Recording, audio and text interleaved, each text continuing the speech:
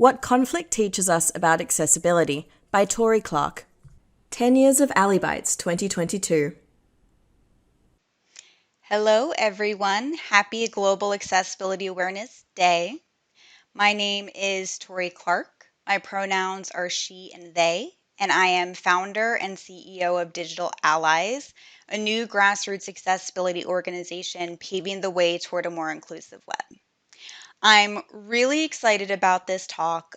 Do a lot of technical skills conversations, but my real passion in accessibility are the soft skills. So today I'm going to talk to you about what conflict teaches us about accessibility. I'd like to start with a quick acknowledgement. The land where I'm presenting from in Delaware is part of the traditional territory of the Lenni Lenape, called Lenapehoking. We at Digital Allies acknowledge the Lenni Lenape as the original people of this land, as well as their continuing relationship with their territory.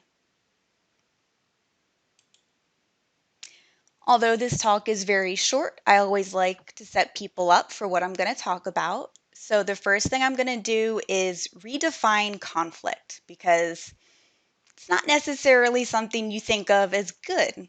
Then I'm going to talk about the 5 conflict styles and what we can learn from them. And then finally, I'm going to encourage you to unlock your conflict superpower. So, redefining conflict. Well, first we need to actually define conflict. If you were to map out conflict in all its synonyms, you're going to find a lot of words that don't really sound good. You'll have opposition, incompatible, struggle, fight, and with that, battle and war, argument, disagreement, quarrel, contrast, difference of opinion, dispute, disharmony. But what's kind of interesting is the further you get away from thinking about it in negative terms, you can get kind of these side synonyms like engagement rather than fight. Engagement itself can have a positive or negative connotation. It really depends on what the engagement is. And counter, well, counter is still going against something, but it's not inherently good or bad. It just means that you have a difference and you're offering perhaps an alternative or a different way. And then, of course, there's dissonance off of disharmony. And for anyone who really loves jazz or certain types of German music, dissonance is part of what gives us great, great music. So again, what are the dictionaries trying to tell us conflict is? Well, Merriam-Webster calls it a competitive or opposing action of incompatibles. There's that incompatible word again. An antagonistic state or action as of divergent ideas, interests, or persons. And I don't know, I for one, am not a huge fan of divergent ideas, interests, or persons being put next to antagonistic state or action. I feel like we should have evolved beyond that at this point. And then there's Cambridge Dictionary, which is a slightly more mild definition of an active disagreement between people with opposing opinions or principles. And there was that idea of opposition again. But not all conflict needs to be quite like these definitions point out. And that brings us to positive conflict. And this is something that I myself didn't think of. I always thought of conflict as a bad thing. I always tried to avoid it or convince people that we shouldn't have conflict. We should all just agree and get along with one another. But that's just not really rooted in reality. And if anything, conflict can be great because, for one, it sparks innovation. It offers new perspectives because it challenges the status quo, and that brings on new possibilities and new opportunities. And on top of that, it can also clarify issues. If there's never any dissonance in the workplace, then you're going to just keep chugging along as if everything is okay. But the world is constantly changing, so it's not really realistic to think that your business or your organization shouldn't change as well. It can help you reassess needs and priorities. And even though it can be uncomfortable in the moment, it really does help build relationships. It can build empathy and it can even create cohesion that was never there before because you're redefining what it means to work with one another and learning how to have better and better disagreements and arguments every time you do it. And it will also become more comfortable with time.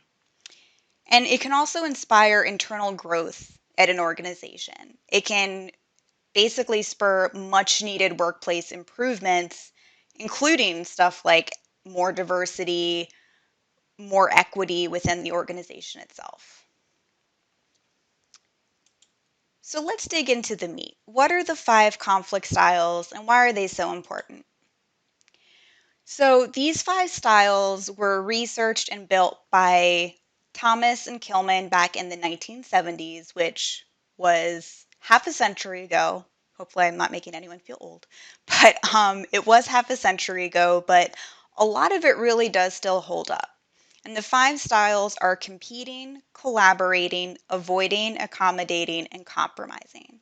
And on screen here, I have a graph with a vertical scale of assertive with high up top and low at the bottom, and then a horizontal scale of cooperative with low on the left and high on the right.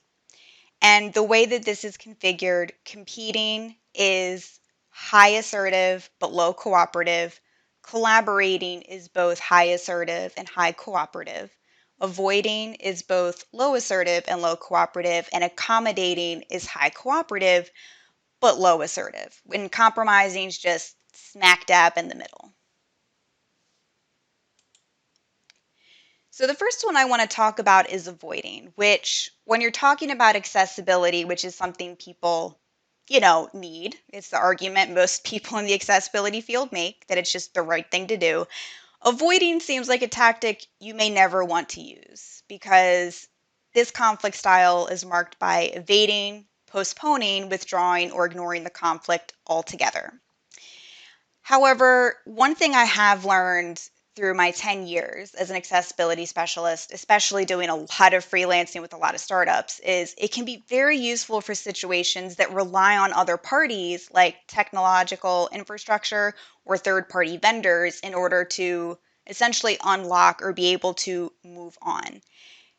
There is kind of a point where if your CSS is just fundamentally built in a problematic way, and there is no way for you to easily support like resize and reflow, maybe you actually do need a better infrastructure and a better way to package that CSS with certain types of design tokens. And there's an opportunity for the future if you just avoid for now.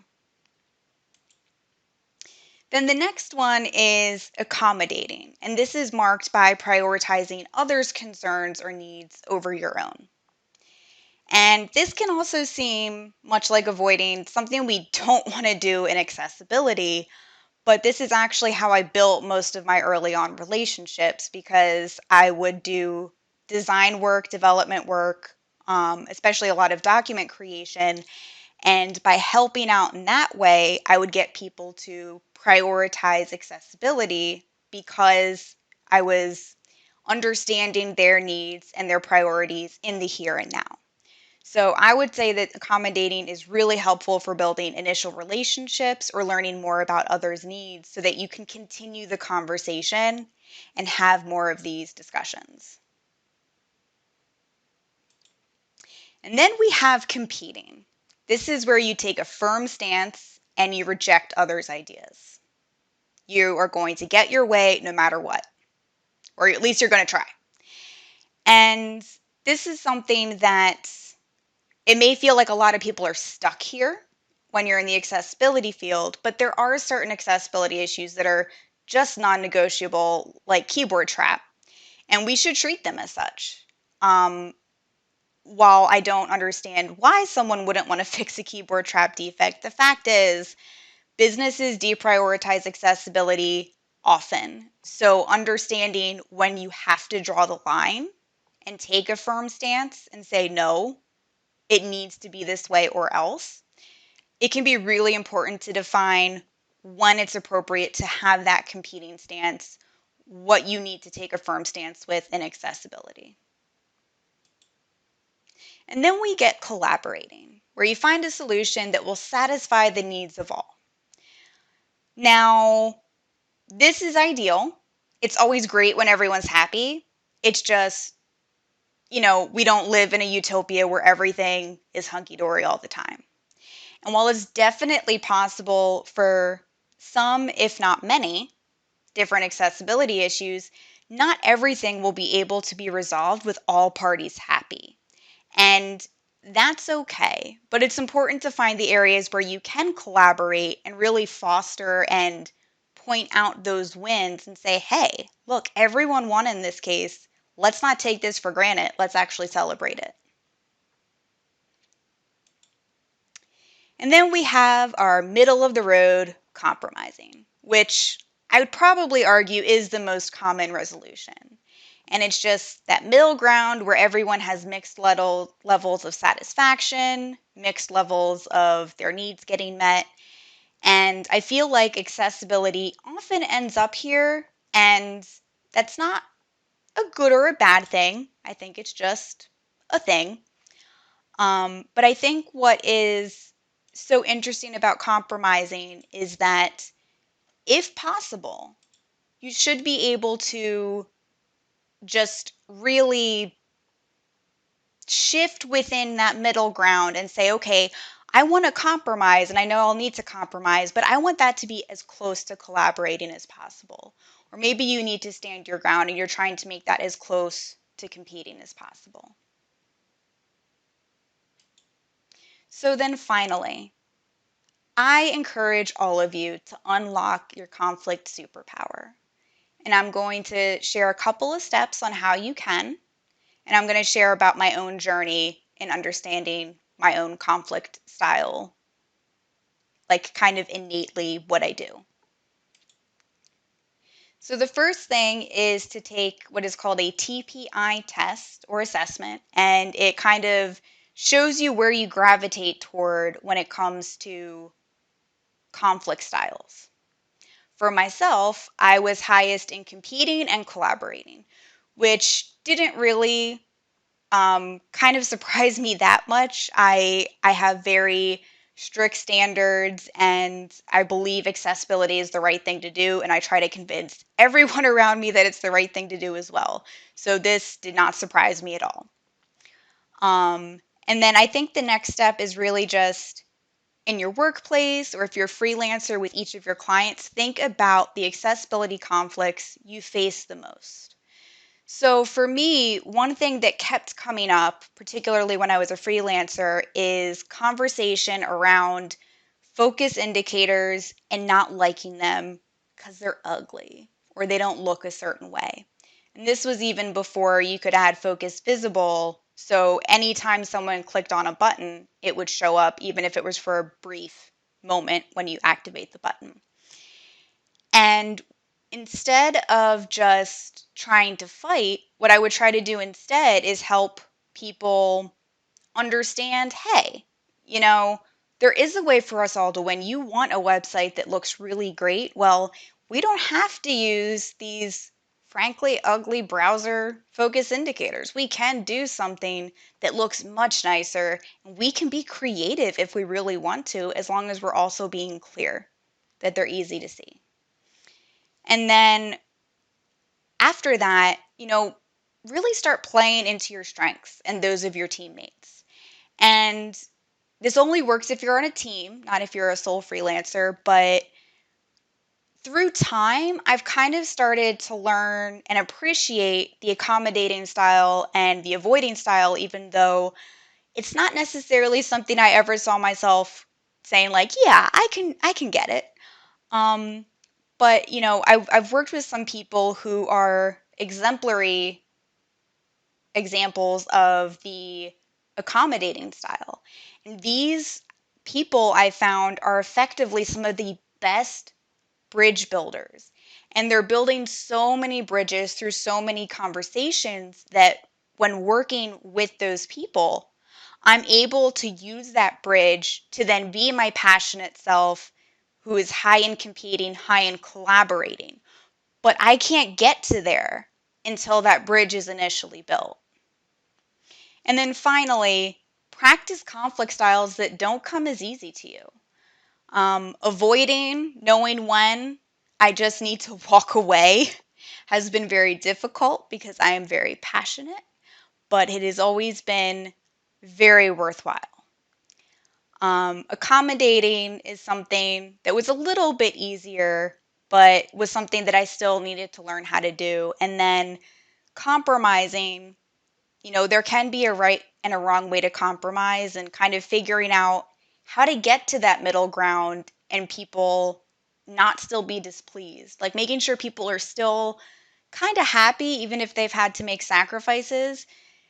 Compromise is very necessary and very frequent in accessibility, but it's something where you can still do it in a positive way.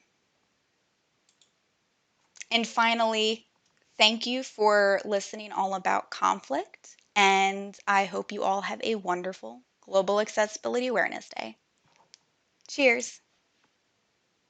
Celebrating 10 years, Ali Bites 2022.